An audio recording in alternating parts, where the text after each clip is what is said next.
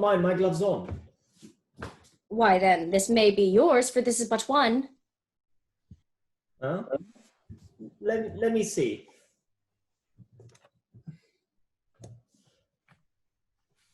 Give it me. It's mine. A sweet ornament that decks this thing so divine. Silvia. Madam Silvia! How now, Sirrah? Why, she's not within hearing, sir. Why, sir, who made you call her? Your worship, sir. Oh, Well, or else I mistook. Well, you'll still be too forward. And yet I was last chidden for being too slow. Go to, sir, tell me, you know Madame Silvia? She that your worship loves. Why, how know you that I am in love? Mary, by these special marks. First, you have learned, like Sir Proteus, to wreathe your arms like a malcontent, to relish a love song like a robin redbreast, to walk alone, like one that had the pestilence, to sigh, like a schoolboy that had lost his ABC, to weep, like a young wench that had buried her grandma, to fast, like one that takes diet, to watch like one that fears robbing. You were wont, when you laughed, to crow like a cock. When you walked, to walk like one of the lions. When you fasted, it was presently after dinner. And when you looked sadly, it's for want of money. And now you are metamorphosized with a mistress that, when I look on you, I can hardly think you my master. Are all these things perceived in me? They are perceived without you. Without me, they cannot. Without you, nay, that's certain. For without you were so simple, none else would. But you are so without these follies that these follies are within you and shine through you like the water in a urinal, that not an eye that sees you, but is a physician to comment on your malady. Tell me, dost thou know my lady Silvia? She that you gaze on so as she sits at supper. Hast thou observed that? Even she, I mean... Sir, why, I know her not.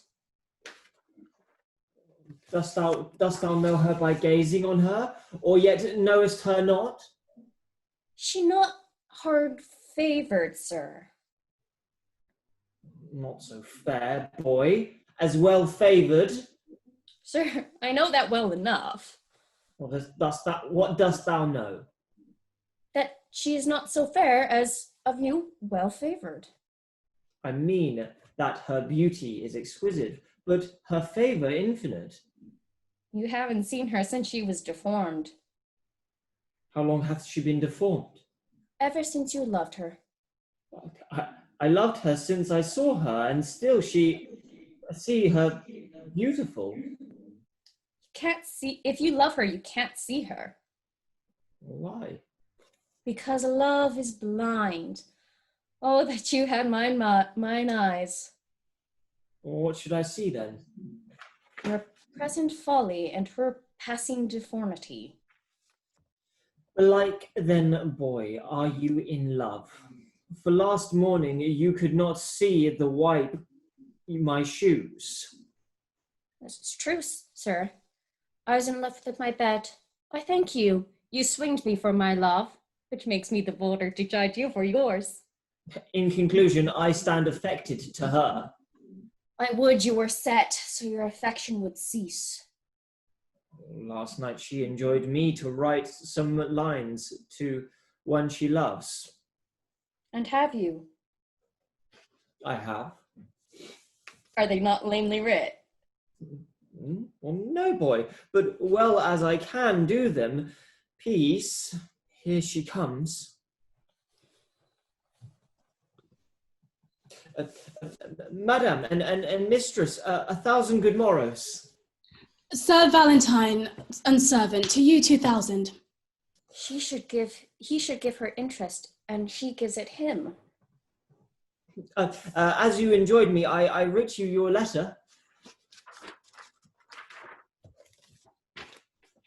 Unto the secret, nameless friend of yours, which I was much unwilling to proceed in, but my duty to your ladyship.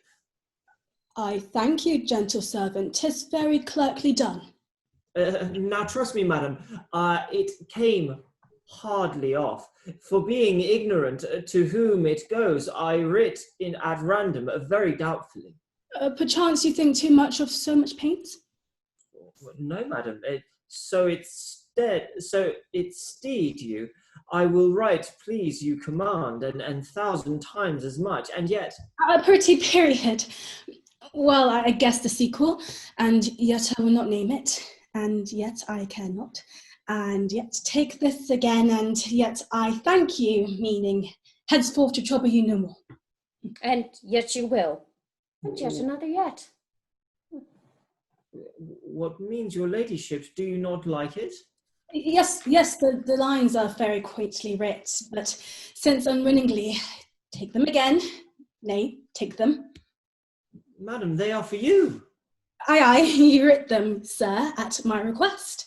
But I want none of them. They are for you. I would have had them writ more movingly. Please you, madam, I'll writ your ladyship another. And when it's writ, for my sake, read it over, and if it please you, so, if not, why so?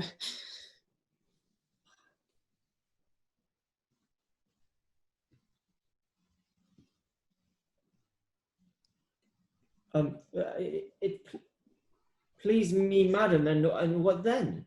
Why, if it please you, take it for your labour, and so, good morrow, servant.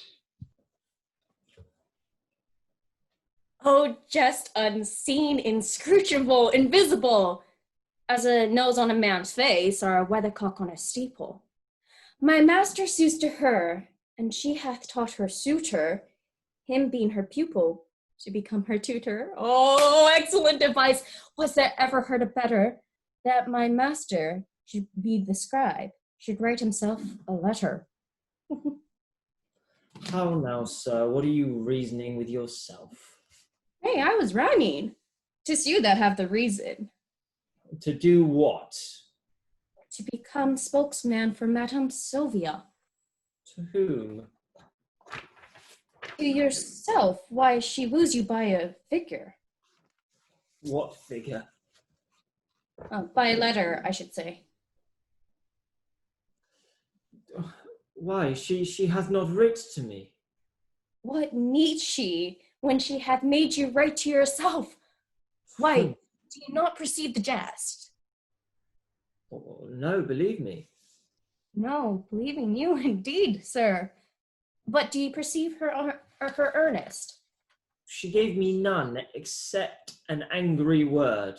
Why, she hath given you a letter. That's the letter I writ to her friend. And that letter she hath delivered, and there an end. I would it were no worse. I'll warrant you, 'tis as well. For often have you writ to her, and she in modesty, or else for want of idle time could not again reply, or fearing else some messenger might her mind discover, herself have taught her love himself to write unto her lover. All this I say in print, for in print I found it. Why amuse you, sir? 'Tis dinner time. I've dined. Hey, but hearken, sir. Though the chameleon love can feed on the air, I am one that am nourished by my vitals, and would fain have meat. Oh, be not like your mistress, be moved, be moved. Have patience, gentle Julien. I must, where is no remedy. When possibly I can, I will return. If you turn not, you will return the sooner. Keep this remembrance for thy Julia's sake. Well then, we'll make exchange. Here, take you this. and seal the bargain with a holy kiss. Here is my hand for true constancy, and when that hour o'erslips me in the day, wherein I sigh not, Julia, for thy sake, the next ensuing hour some foul mischance torment me for my love's forgetfulness. My father stays my coming, answer not, the tide is now. Nay, not the tide of thy tears. That tide will stay me longer than I should. Julia, farewell.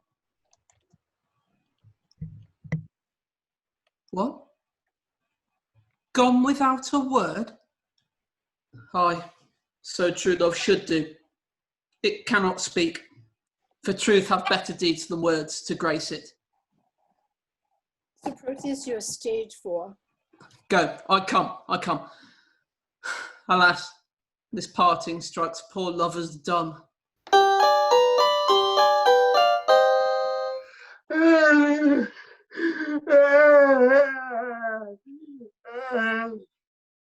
Nay, 'twill be this hour ere I have done weeping.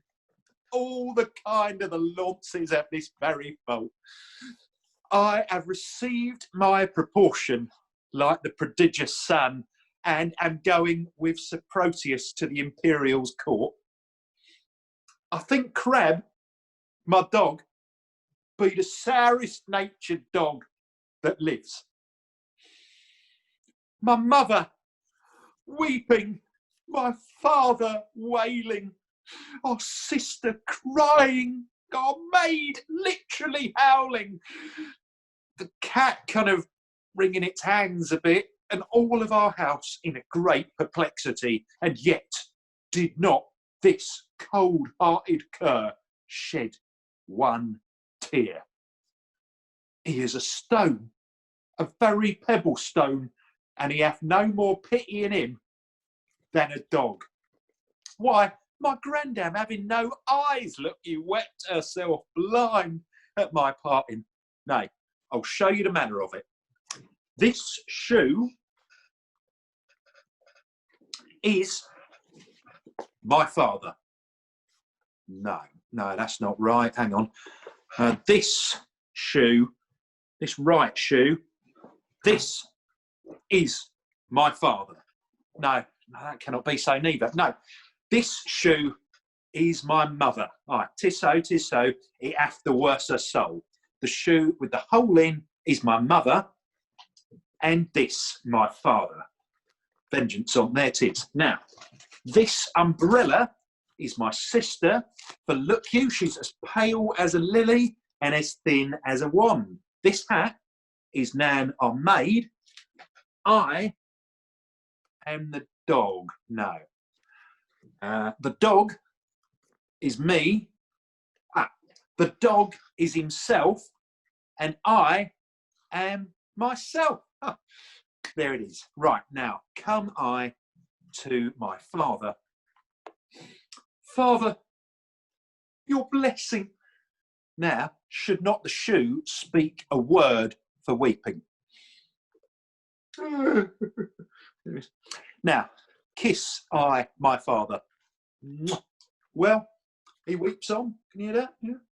Now, come I to my mother. I'll go to kiss her. Oh, that's my mother's breath, all right. Now, come I to my sister. Mark the moan she makes. Now, the dog, all this while, sheds not a tear, nor speaks a word. But see how I lay the dust with my tears.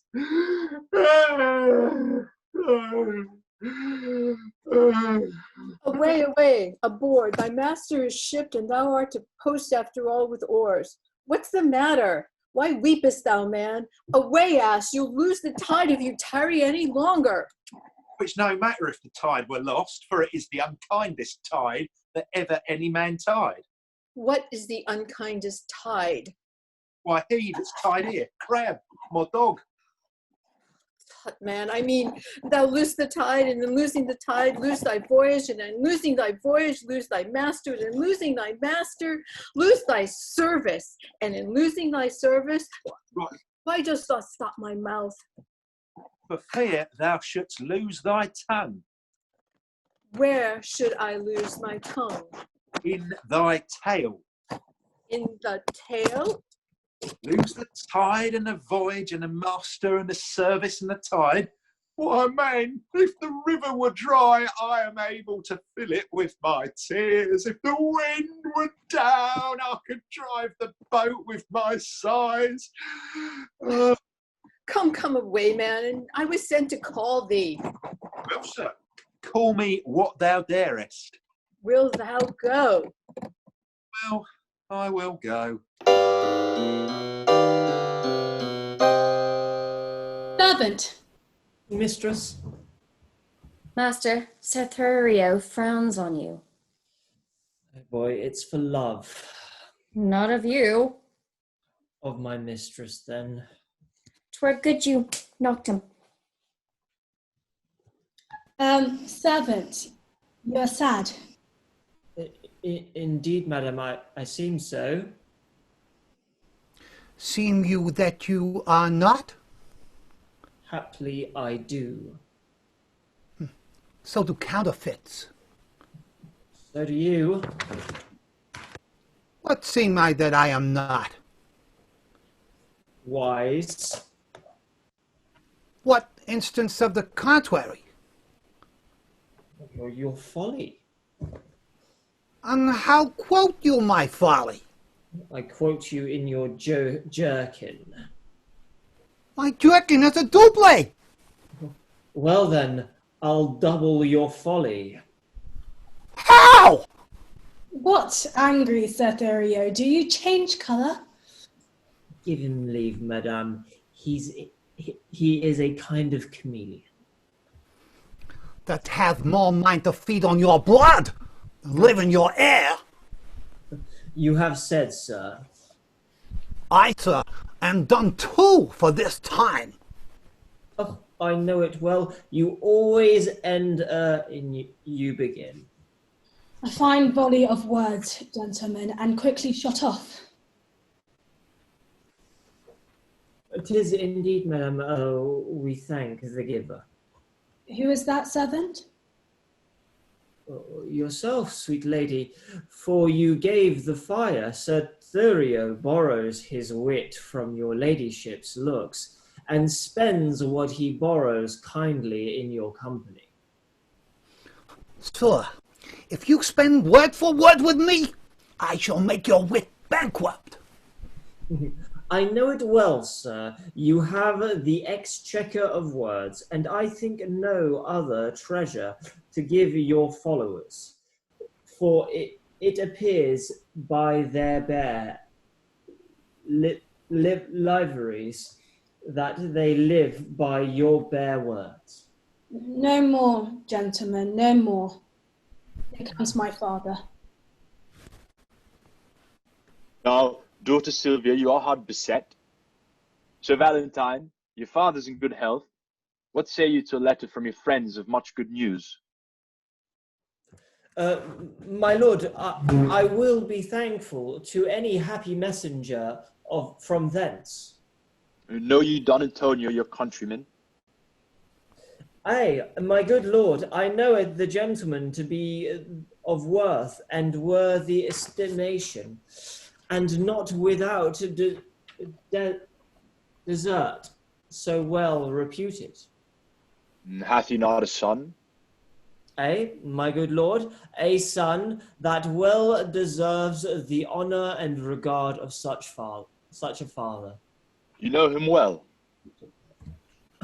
I know him as myself, for from our infancy we have conversed and spent our hours together.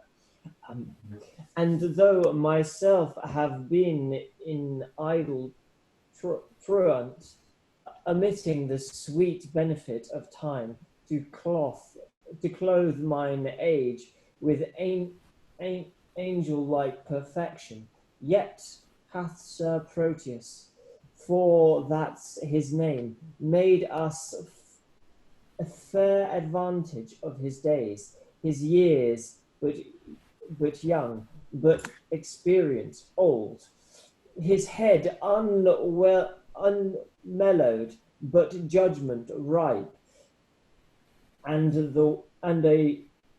in a word, for far behind his worth comes all the praises that I now bestow. He is complete in feature and in mind, with all good grace to grace all gentlemen. Beshrew me, sir, but if you make this good, he is as worthy for an empress' love as meet to be an emperor's counsellor. Well, sir, this gentleman is come to me with commendation from great potentates, and here he means to spend his time a while. Well, I think 'tis no unwelcome news to you. Should I have wished a thing, it would be he. Welcome him then according to his worth. Silvia, I speak to you, and you, Sir Thurio. For Valentine, I need not cite him to it. I will send him hither to you presently. This gentleman I told your ladyship has come along with me, but that his mistress did hold his eyes locked in crystal looks. Belike that now she hath enfranchised them upon some other pawn for fealty. Nay, sure. I think she holds them prisoners still. Nay, then he should be blind.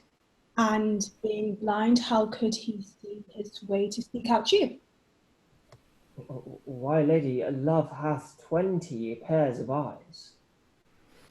They say that love hath not an eye at all.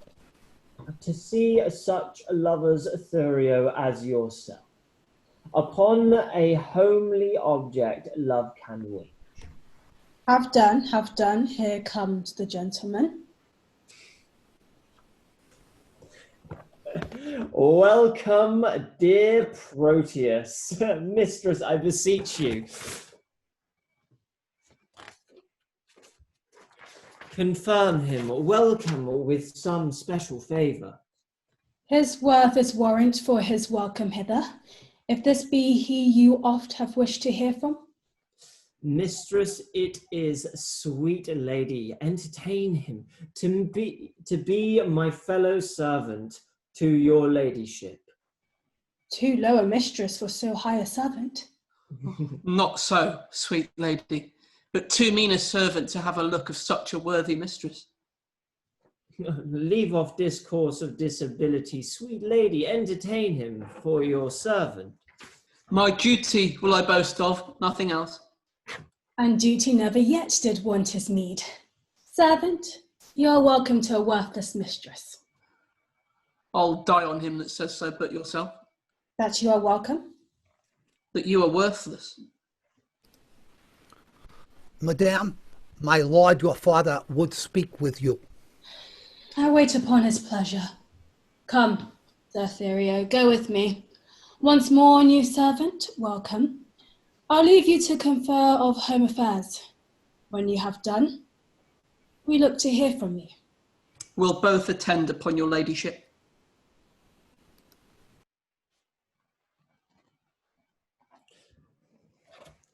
Now, tell me, how do all from whence you came? Your friends are well, and have them much commended. And how do yours? Oh, enough more in health. How does your lady, and how thrives your love? My tales of love will want to weary you. I know you joy not in a love discourse. Oh, Proteus, but that life is altered now. I have done a penance for condemning love, who by imperious thoughts have punished me with bitter fasts, with penitential groans, with nightly tears, daily heart sore sighs, for in revenge of my contempt of love. Love hath chased sleep from my enthralled eyes, and made them watchers of mine own heart's sorrows. O gentle Proteus, love's a mighty lord, and hath so humbled me as I confess. There is no woe to his correction, nor to his servant, nor to his service, no such joy on earth. Now no discourse except it be of love. Now can I break my fast, dine, sup, sleep upon the very naked name of. Oh, enough. I read your fortune in your eye. Was this the idol that you worship, sir? Even she, and is she not heavenly saint? No, but she is an earthly paragon. Call her divine. Oh, I will not flatter her. Oh, flatter me, for love delights in praise. When I was sick, you gave me bitter pills, and I must minister the like to you. Then speak the truth by her, if not divine, yet let her be a principality, sovereign to all creatures on earth. Except my mistress. Sweet, accept not any, except thou wilt accept against my love. Have I not reason to prefer mine own? And I will help thee to prefer her too. She shall be defined with this high honour, to bear my lady's train. Let the base earth should from her vesture change to steal a kiss, and of a so great a favour growing proud, disdain to root the summer swelling flower, and make rough winter everlasting. Why, Valentine, what braggadism is this? Pardon me, Proteus. All I can is nothing to hear those worth make other worthy nothing. She is alone. Then let her alone. Not for the world. Why, man, she is mine own, and I as rich in having such jewellery as 20 seas. If all their sand were pearl, the water nectar, and the rocks pure gold, forgive me that I do not dream on thee, because thou seest me done upon my love. My foolish rival that her father likes only for his possessions are so huge, is gone with her along, and I must after, for love, thou knowest, is full of jealousy. But she loves you. And we are betrothed, more our marriage hour, with all the cunning manner of our flight, determined of how I must climb her window. The ladder made of cord, and all the means plotted, and greed on for my happiness. Good Proteus, go with me to my chamber in these affairs to aid me with my counsel. Go on before. I shall inquire you forth. I must unto the road to disembark some necessaries that I needs must use, and then I'll presently attend you.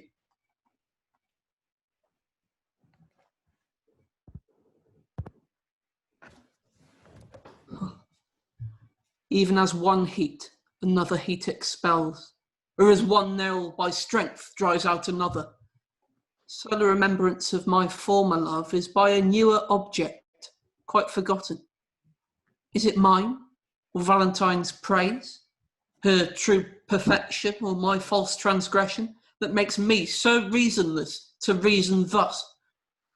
She is fair, and so is Julia, that I love, that I did love.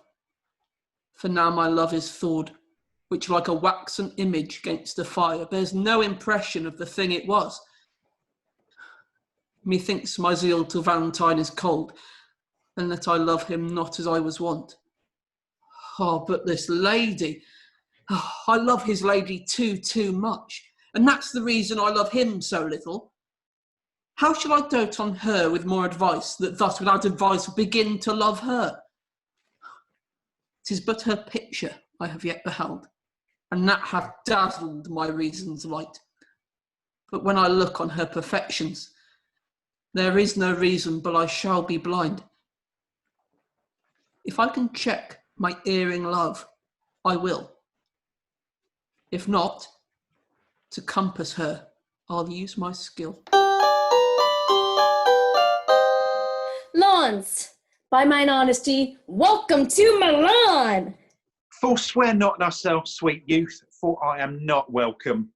I reckon this always, that a man is never undone till he be hanged, nor never welcome to a place till some certain shot be paid, and the hostess say welcome.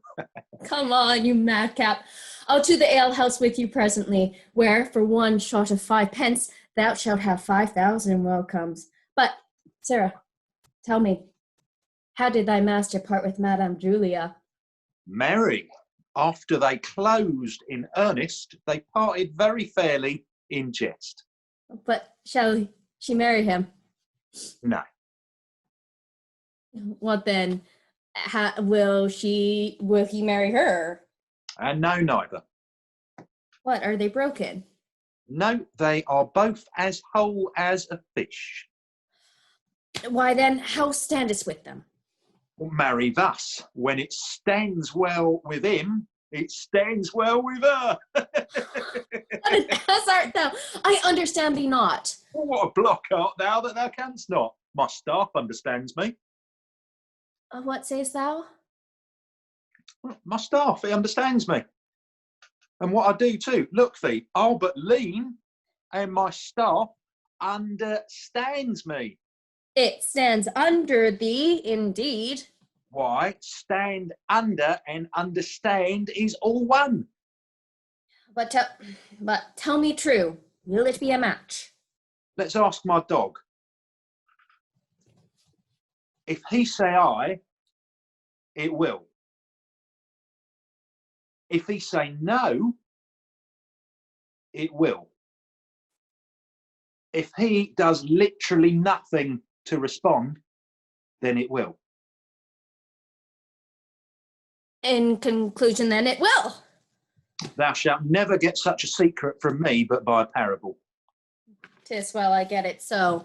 But, Launce, how sayest thou that my master is become a notable lover? I never knew him otherwise. How then? A notable lubber, as thou reportest him to be. Why, thou horse and ass! Thou mistakest me. Why, fool, I meant not thee, I meant thy master. I tell thee, my master is become a hot lubber. Oh, what I tell thee, I care not though he burn himself in love. If thou wilt, go with me to the alehouse. Will thou go? At thy service.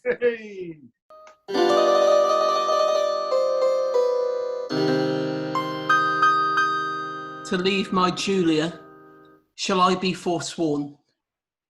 To love fair Silvia, shall I be forsworn? To wrong my friend, I shall be much forsworn.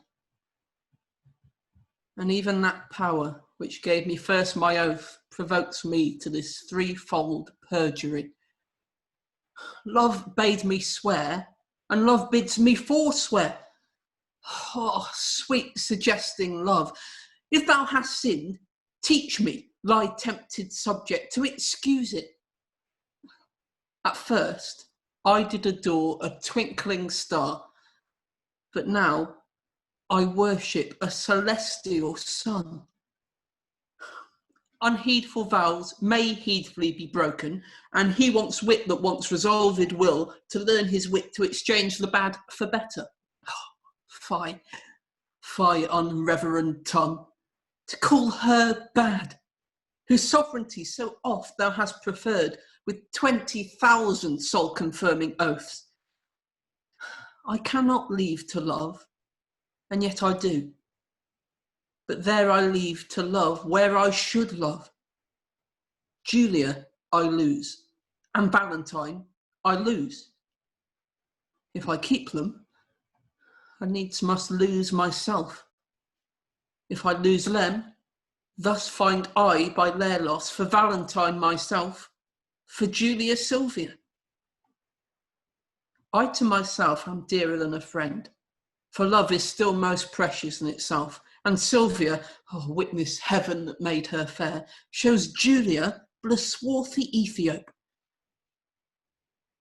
I will forget that Julia is alive, remembering that love to her is dead, and Valentine I'll hold an enemy, aiming at Silvia as a sweeter friend.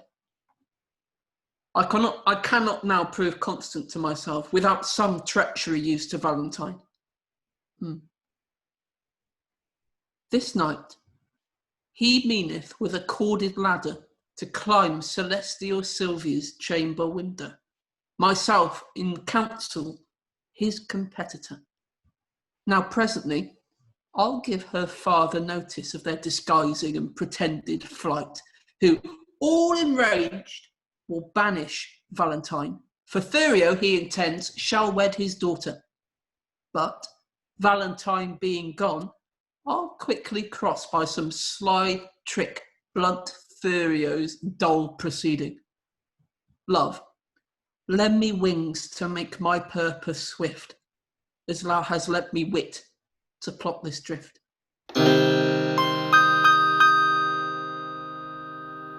Counsel, Lucetta, gentle girl, assist me, and even in kind love I do conjure thee, who art the table wherein all my thoughts are visibly charactered and engraved, to lesson me and to tell me some good mean, how with my honour I may undertake a journey to my loving Proteus.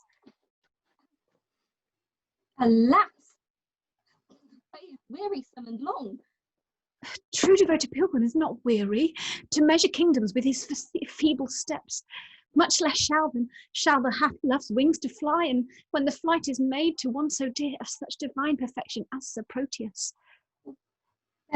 Forbear till Proteus may return? Oh, know'st thou not his looks are my soul's food? Pity the death that I have pinned in, by longing for that food so long a time. Didst thou but now only inly of touch of love? Thou wouldst as soon go kindle fire with snow, as to seek the quench of fire of love with words. I do not seek to quench your love's hot fire, but qualify the fire's extreme range, lest it should burn above the bounds of reason. The more thou damn'st it up, the more it burns. The current that with gentle murmur glides, thou know'st, being stopped, impatiently doth rage. But when his fair course not hindered, he makes sweet music with the enamelled stones, giving a gentle kiss to every sedge. Is overtaken in his pilgrimage, and so by many winding nooks he strays with willing sport to the wild ocean. Then let me go and hinder not my course. I'll be as patient as a gentle stream, and I'll make a pastime of every weary step, till the last step have brought me my love, and there I'll rest, as much turmoil a blessed soul doth in Elysium. In what habit will you go along? Not like a woman, for I would prevent to lose encounters of lascivious men. Gentle Lucetta, fit me with such weeds I may beseem some well-reputed page. Why then your ladyship must cut your hair. No, girl, I'll knit it up with silken strings, with 20-odd conceited true love knots. To be fantastic may become a youth of greater time than I shall show to be. What fashion, madam, shall I make your breeches? Why, even what fashion thou be likest, Lucetta. You must needs have them with a codpiece, madam. Out, Lucetta, that would be ill-favoured. A round hose, madam, now's not worth a pin, unless you have a codpiece to stick pins in.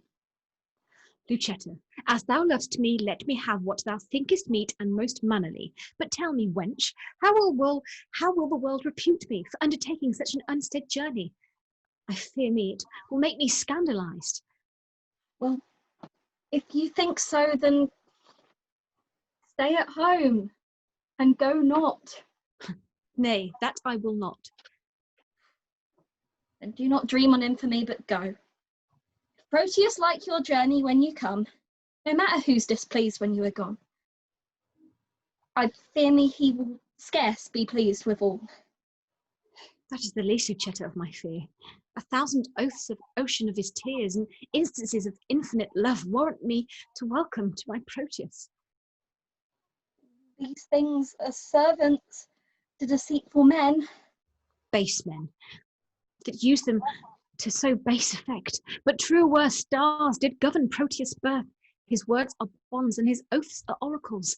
His love sincere, his thoughts immaculate, his tears pure messengers sent from his heart as far from fraud as heaven from earth. Pray heaven he prove so when you go to him. Now, as thou lovest me, do him not that wrong to bear a hard opinion of his truth. Only deserve my love by loving him. As presently go with me to my chamber, to take a note of what I stand in need of, to furnish me upon my longing journey. All that is mine, I leave at thy dispose. My goods, my lands, my reputation, only in you thereof dispatch me hence. Come, answer not, but to it presently I am in patience of my tarriance.